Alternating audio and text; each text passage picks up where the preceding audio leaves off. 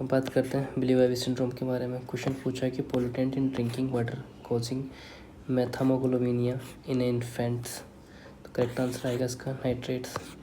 Nitrate in drinking water according to the ECC the nitrate concentration EEC nitrate concentration should be greater than 50 ppm may cause methemoglobinemia. This is also called as blue baby syndrome. Additional effect की बात करें तो may be cause of stomach cancer.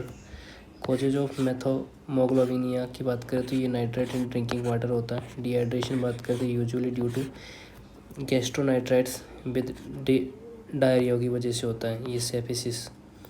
Topical anaesthetics या वेंजोकेन या प्राइलोकाइन इसकी वजह से होता है। Methemoglobinemia conditions caused by the elevated methemoglobin in blood होता है। Methemoglobin form of haemoglobin containing ferric form of iron होता है। इफेक्ट ऑन ऑक्सीजन बाइंडिंग की बात करें तो ये इंक्रीज करता है affinity for oxygen in remaining haem sites. और जो इसका फाइनल इफेक्ट होता है वो रिड्यूस करता है ability of RBCs to release oxygen to tissues. Key points की बात करें तो ये excess nitrate in drinking water causes blue baby syndromes होते हैं। नेक्स्ट बात करते हैं आयम ऑफ टैंक के बारे में। क्वेश्चन क्या आता है unit in which sedimentation and sludge digestion occur simultaneously. इसका करेक्ट आंसर होता है Imhoff tank. Imhoff tank क्या करता है ये रिवोस्ट करता है and effective settler and reduce करता है suspended solid 50 to 70%। COD reduction में 25 से 50% करता है which is lead to the good sludge stabilisation. Compartments के बारे में बात करें तो जो अपर कंपार्टमेंट का जो शेप होता है वो सर्कुलर होता है या रेक्टेंगुलर होता है। अपर कंपार्टमेंट का जो फीचर्स होते हैं ये बी शेप वॉल होती हैं, स्लोट होती हैं एट बॉटम। जिनके फंक्शंस क्या होते हैं ये सॉलिड सेटल होते हैं इनटू डाइजेशन कंपार्टमेंट में एंड प्रिवेंट करता है foul gas from the rising. Expose to the atmosphere होता है। वर्किंग कंडीशन अगर हम बात करें अपर मोस्ट की तो एरोबिक होती हैं। लोअर कंपार्टमेंट की बात करते हैं इसमें स्लज एक्यूमुलेट होता है और स्लज कॉम्पैक्टेड होता है एंड पार्शियली स्टेबलाइजेशन अकर होता है जिसकी प्रोसेस होती है एनॉर्बिक डाइजेशन। तो वर्किंग कंडीशन यहाँ पर एनॉर्बिक होती है।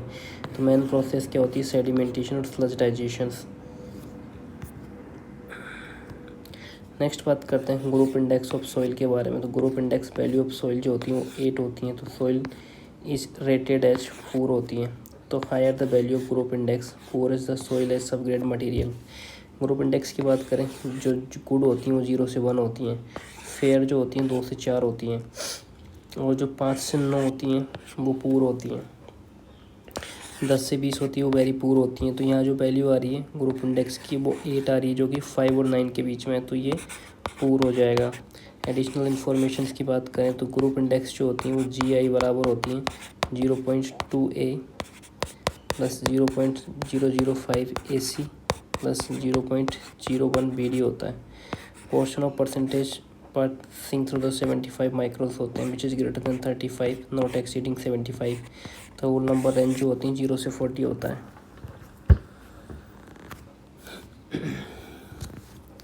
V जो हो जाए portion of percentage passing through the 75 micron sweeps होता है जो ग्रेटर देन होती है 15 विच इज़ नॉट एक्सीडिंग द 55%। जो उसकी होल नंबर रेंज होती हैं वो 0 से 40 होती हैं। अब आती है C portion of numerical liquids ये ग्रेटर देन होता है 40 which is not exceeding 60%। The whole number range कितनी होती है 0 से 20 के बीच में। अब बात करते हैं D ये portion of numerical plastic index होता है जो ग्रेटर देन होता है 10 और जो एक्सीड नहीं करता 30। तो पूरा नंबर जो रेंज होते हैं ये 20 से 40 होता है। अब बात करते हैं लार्जर ग्रुप इंडेक्स ये बीकर prevent to the subgrade soil होता है। नेक्स्ट बात करते हैं रेलवे ट्रैक फास्टनर्स के बारे में। ये क्या कह रहा है कि which is not the functions of the fish plate used in the railway track. तो इसका करेक्ट आंसर आ जाएगा transfer load to the ballast. सबसे पहला आता है फिश प्लेट ये यूज डेट होती हैं रेल जॉइंट्स में टू मेंटेन कंटिन्यूटी। ये अलाउ करती है थर्मल कॉन्ट्रैक्शंस और थर्मल एक्सपेंशंस। ये इम्पोर्टेंट फॉर होती है maintaining correct alignment of the track. So other track fasteners की बात कर लाइक स्पाइक, ये यूज टू होती है hold rail on the wooden sleepers. Dog spikes होती हैं वो यूज टू होती हैं flat footed rail on the wooden sleepers. Use to hold rail in wooden sleepers के लिए स्पाइक यूज होती हैं। चेयर, ये सपोर्ट करती है bull headed rail on the sleepers. Side chair hold stock rail and tongues. Next बात करते हैं बोल्ट्स के लिए, ये यूज वहाँ होती है जहाँ sleeper directly rest over the steel girders. Fish bolts resist heavy transverse shear की बात करें तो ये यूज टू होती है fix rail to chair on metal sleepers. इसके की पॉइंट्स की बात करें तो ये फिश प्लेट मेंटेन करती है कंटिन्यूटी, अलाइनमेंट, एक्सपेंशन और कंट्रैक्शन अलाउंस। ये transfer of load to the ballast होता है। नेक्स्ट बात करते हैं modes of failure in tension members. Question क्या पूछ रहा है कि failure mode not applicable to the steel tension member, वो है क्रिपलिंग।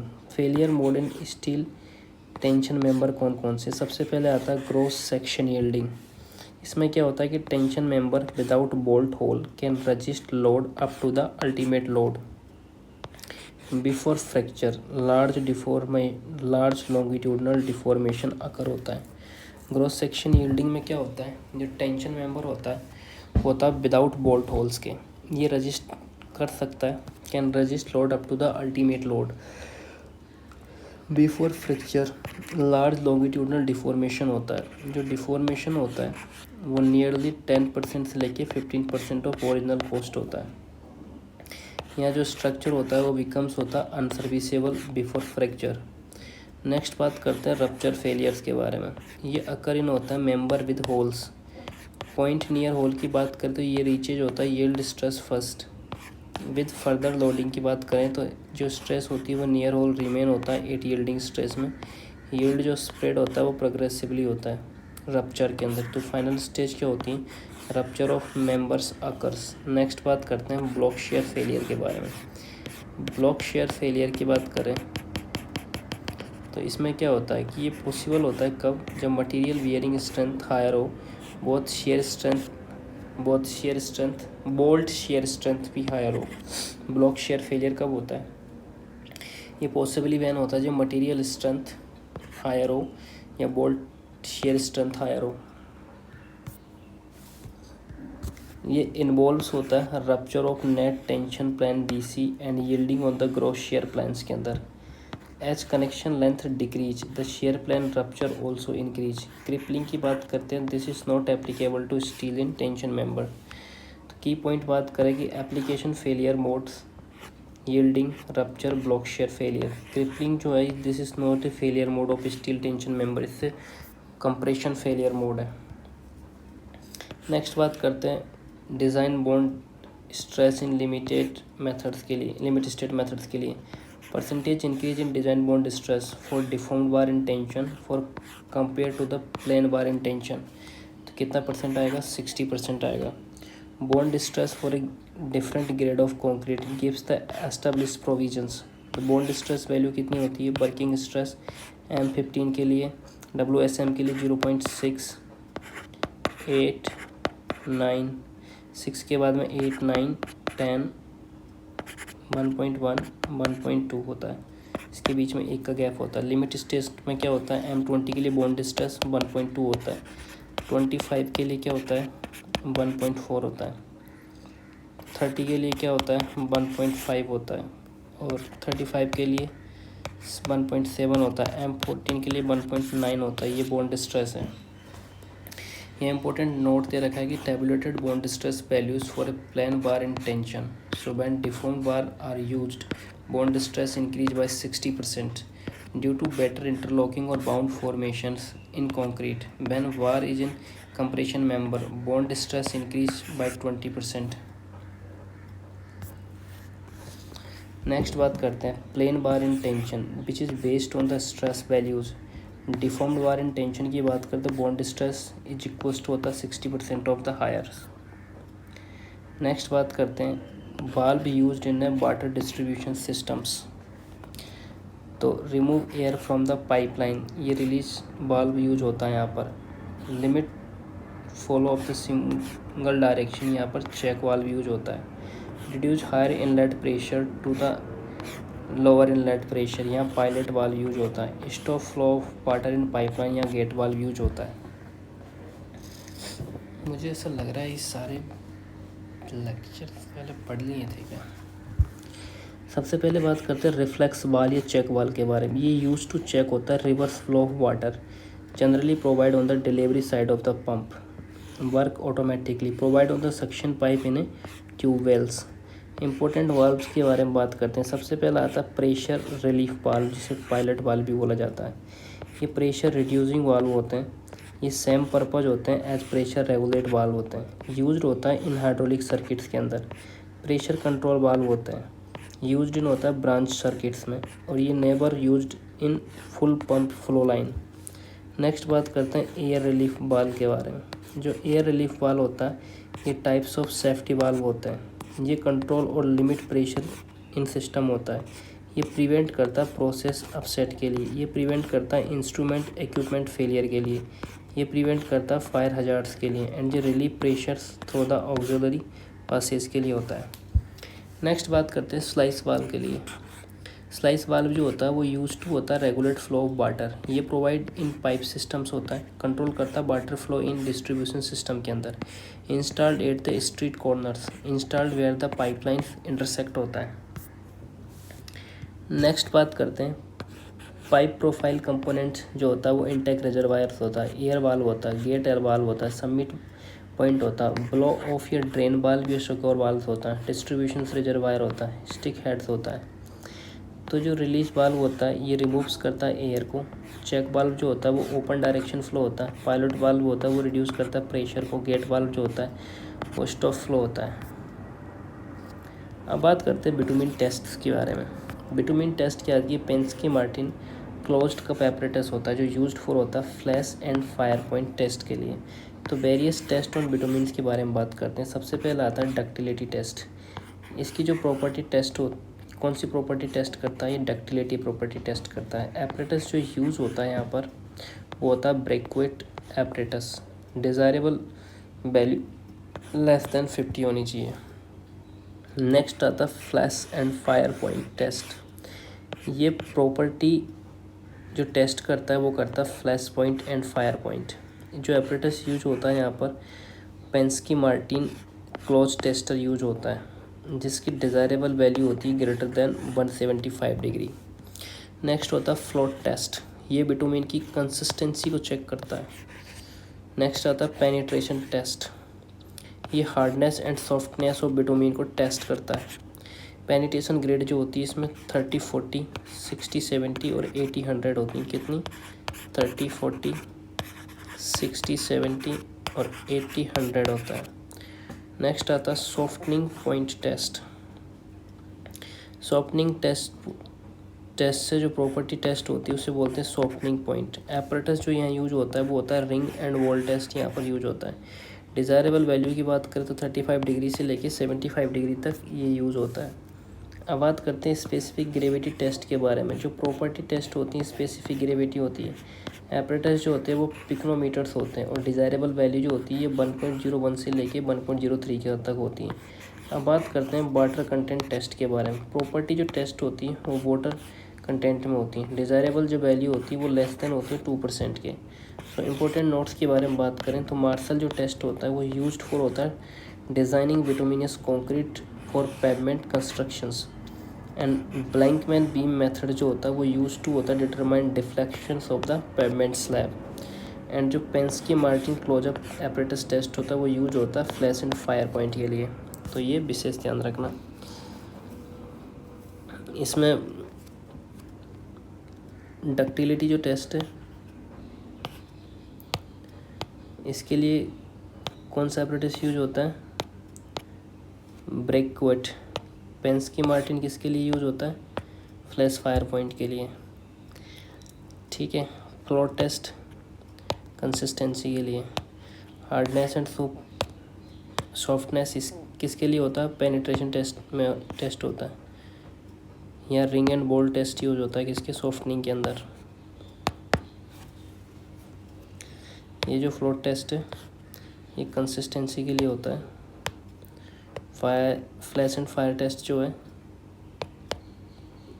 जिसमें पेंस्की मार्टिन होता है, डक्टिलिटी में ब्रिक्विट यूज़ होता है। स्पेसिफिक ग्रेविटी के लिए जो apparatus यूज़ होता है वो होता है पिक्नोमीटर, और इसके लिए क्या यूज़ होता है स्पेसिफिक ग्रेविटी टेस्ट में। स्पेसिफिक वाटर कंटेंट टेस्ट में कौन सा यूज होता है, तो इसमें लेस देन 2% होनी चाहिए, इसमें कोई इंस्ट्रूमेंट है नहीं है। वैसे मार्शल जो टेस्ट होता है, मार्शल जो टेस्ट होता है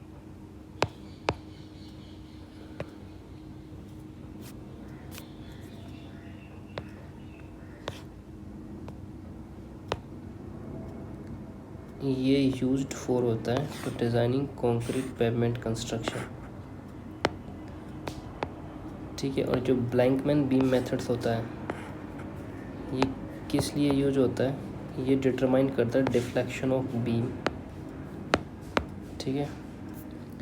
नेक्स्ट चलते हैं critical depth of vertical cut in cohesive soil. तो ये इसके बारे में देख लेते हैं, कितना टाइम हो गया बस। Critical depth of vertical cut in a cohesive soil. Question क्या पूछ रहा है कि critical depth of vertical cut for a cohesive soil. यहाँ गिवन पैरामीटर दे रखा है, कोहेजन सॉइल है, के जो है coefficients of active earth pressure है, ये यूनिट वेट ऑफ सॉइल है। फॉर्मूला क्या यूज होगा critical depth of vertical cut के लिए, ये होगा HC बराबर 4C divide by gamma under root KA। Rankine active earth pressure theory क्या कहती है, ये कहती है कि एक्टिव अर्थ प्रेशर इक्वेशन क्या होती है, PA बराबर KA gamma Z minus 2C under root KA होता है। 8Z बराबर 0 पे होता है। PA बराबर क्या होता है, PA बराबर होता है minus 2C under root KA। तो नेगेटिव साइन क्या इंडिकेट करता है, इंडिकेट करता है नेगेटिव प्रेशर को। फॉर स्ट्रेस रिवर्सल के लिए जो अर्थ सरफेस यहाँ पर 0 हो जाती है, तो PA क्या हो जाएगा 0। जब वैल्यू करते हैं इस इक्वेशन के अंदर पुट, तो ये बन के आता है KA gamma Z minus 2C under root KA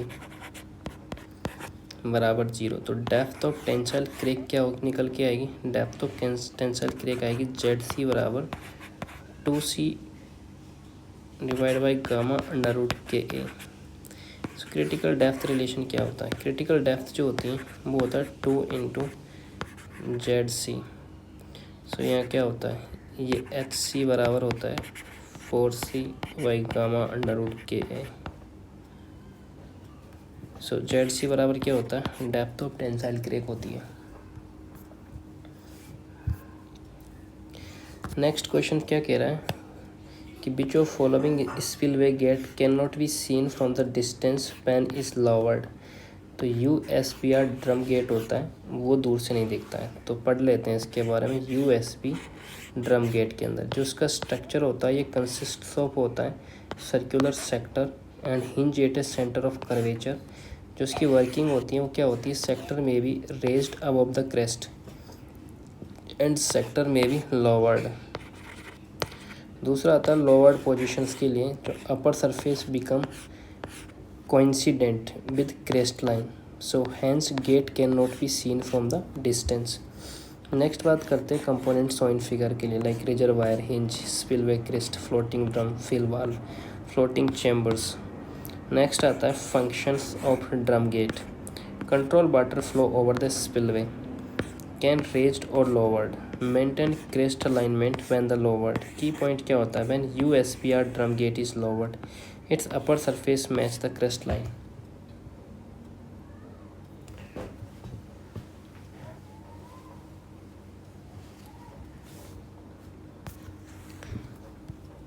So it become invisible from the distance.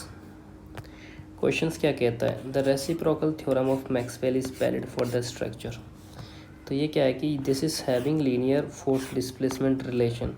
Having linear force displacement relation में क्या होता है, ये करेक्ट आंसर है इसका। The reciprocal theorem of the Maxwell is valid for the structure. पहला आता है Maxwell Betti's law of real work. This is basic theorem in structural analysis used in flexibility methods. Flexibility coefficient form जो होती है वो systematic matrix होती है। ये रिड्यूस करती है number of deflection and computations which is used in the influence line diagram. For statically indeterminate structure. Next बात करते हैं conditions for the applicability. Structure should be stable, structure should be elastic, must have linear force displacement relation, support should be unyielding and temperature should remain constant. अब बात करते हैं structure where applicable beam, truss और frame होता है। Main concept की बात करें तो reciprocal theorem is valid only for linearly elastic system.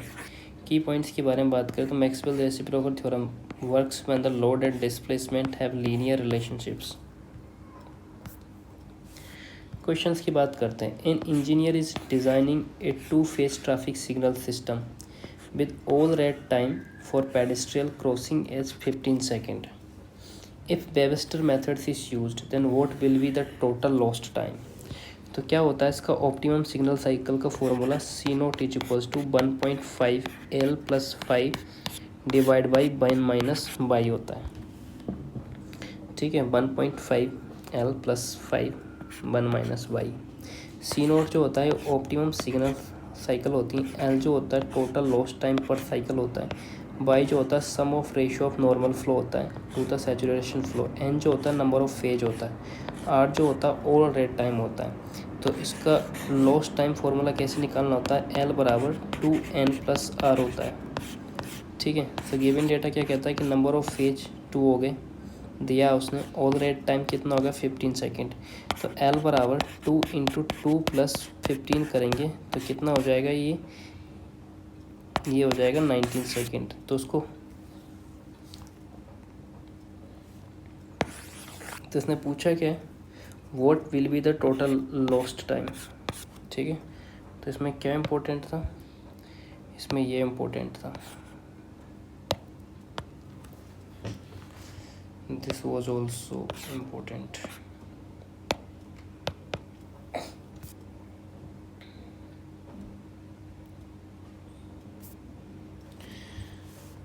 Next question के बारे में हम बात करते हैं।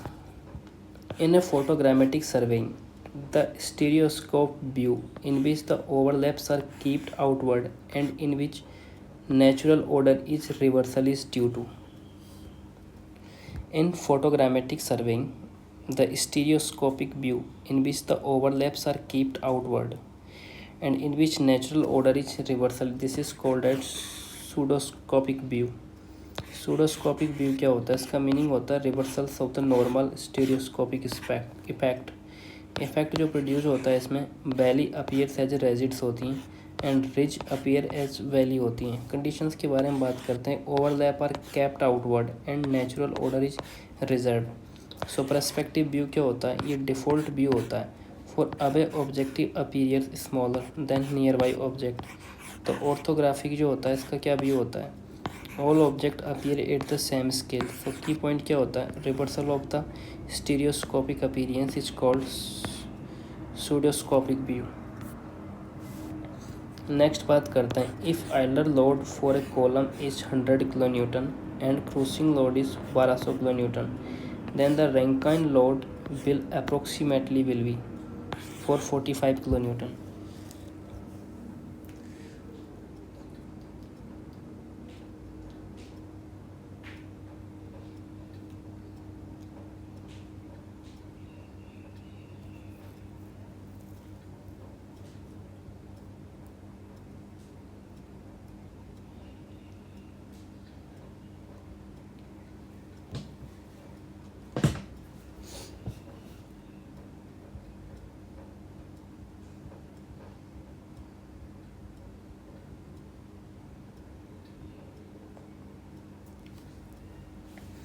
रैंकाइन फार्मूला के बारे में बात करते हैं। ये होते हैं 1/PR is equals to 1/PC plus 1/PE होता है।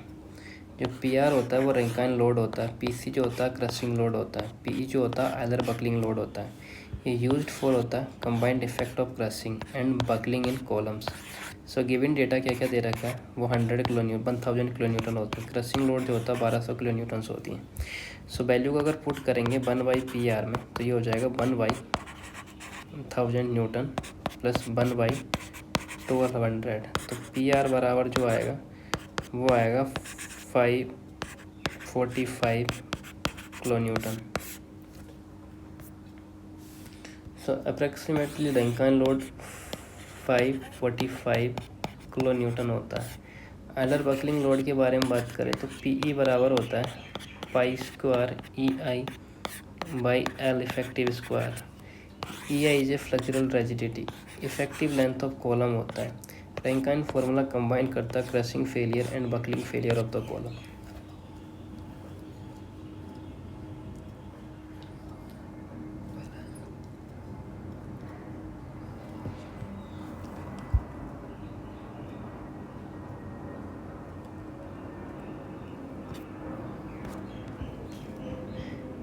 Which of following is not a methods of recommended by IS 800 for assessing the period of structural adequacy of structural steel design?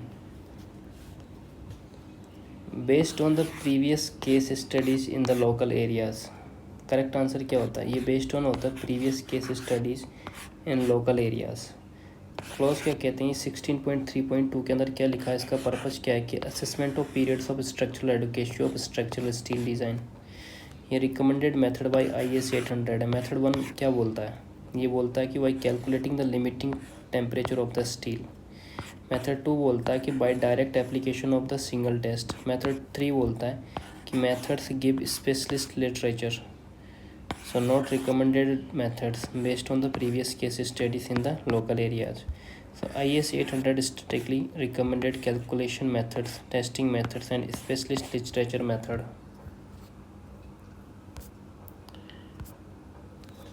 Next question आ रहा है कि which of following not an ideal figure of for triangulation survey. तो इसमें right answer regular polygon. Which of following not an ideal figure. तो पहला ideal सही है. Equilateral triangles of sufficient length, ये भी सही है. Triangle with one angle is as 25 degree. Braced equilateral, braced quadrilateral with squares. Triangulation survey के बारे में इसका मीनिंग क्या होता है कि entire area is covered with the framework of the triangles. Triangular survey का प्रिंसिपल क्या होता है कि one side length and directions are measured precisely. So all 3 angles are measured, remaining sides are computed. इसकी बेस लाइन क्या है? First precisely measured line होती है ये. This is used as a reference for the other triangles. So extension process देख लेते हैं इसकी. Computed side become new base lines. तो network of triangular spread over the entire area. Purpose क्या कहता है कि प्रोवाइड करता है horizontal control on earth surface. दूसरा आता है well condition triangle. Well condition triangle जो होता है इसमें all angles should be more than 30 degree और लेस देन 120 डिग्री होना चाहिए. तीसरी condition triangle any angle less than 20 degree और ग्रेटर देन 120 डिग्री होनी चाहिए. तो बेस्ट ट्राइंगल इक्विलेटरल ट्राइंगल होता है. इसका एडवांटेज क्या होता है कि जो apex points are sharp and accurately located होता है. Why 25 degree angles is not ideal. 25 degree is less than 30 degree, hence triangle becomes ill conditions. So triangle system of quadrilateral के बारे में बात करें तो ये एडवांटेज होता है many combinations of side and angles that frequent check possibles. तो बेस्ट क्वाड्रिलेटरल स्क्वायर होता है, सुटेबल फॉर होता है रेलवेज. नेक्स्ट आता है ideal triangulation figure must form of well condition triangles with angle between 30 degree से लेके 120 डिग्री के बीच में.